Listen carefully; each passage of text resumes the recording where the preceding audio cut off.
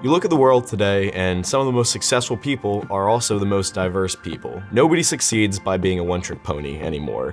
We're global citizens. Our information comes from all kinds of sources, and we need to have tools that we can use to help understand that information.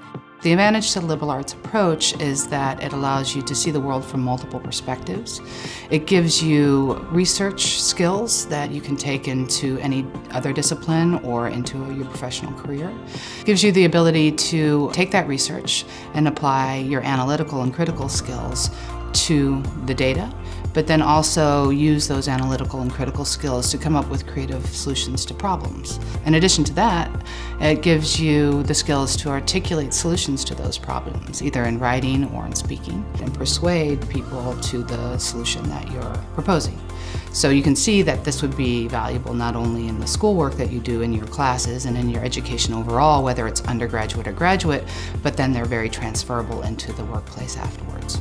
What English classes and my English professors and the broad-based liberal arts education I had at Penn taught me was how to think, to be creative, and that creativity actually has informed my day-to-day business practices. The college curriculum is made up of three main components. The first is the general education component, which allows students to explore possible majors, but also to give them exposure to fields they might not otherwise take while in college.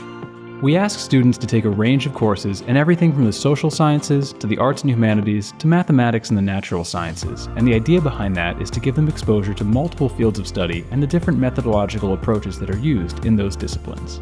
The college curriculum is incredibly flexible. For one general requirement, for instance, there may be 22 different courses you can take to fulfill that requirement. I think the liberal arts curriculum at Penn offers the flexibility for students to pick for that particular sector whether or not you want to take a straight chemistry class or something like philosophy of biology. So it lets you tailor these requirements to your desires and to your interests, but it also pushes you to go a little bit outside of your comfort zone. And I think for a lot of people, it ends up being the reason that they find what it is that they really enjoy doing.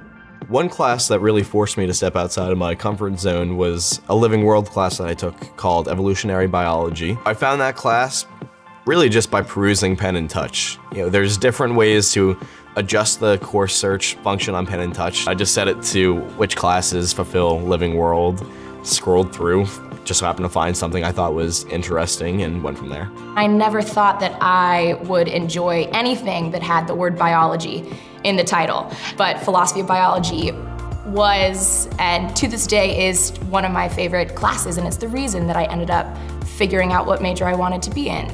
The second component is the major, and that's where students specialize in a particular field. They range from 12 to 19 courses depending on the major. Students will major in a specific field, but then they'll find that they're still really interested in something else, and they may just take a few courses in that department, but they'll find ways in which they can bring in something like environmental studies into English literature.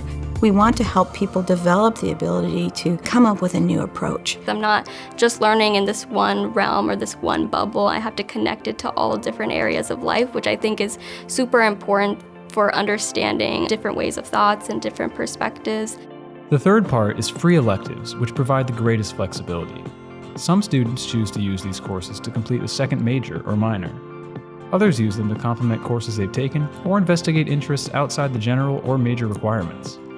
I'm using my free electives to work on either a German or a modern Middle Eastern studies minor. Haven't quite decided yet. I'm going to be talking more to my advisor about that. I don't necessarily want to major in statistics, but it's something that I find really interesting. So taking a statistics class helps me scratch that itch a little bit. You never know what's going to open your eyes to a new thought or a new idea that's going to inspire you.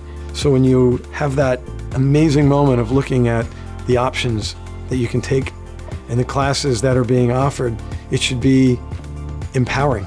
It should be one of the more exciting moments of every semester for you. It was for me. So my only advice is to follow your passion, to follow what intrigues you, and that could lead to some really amazing chapters of life.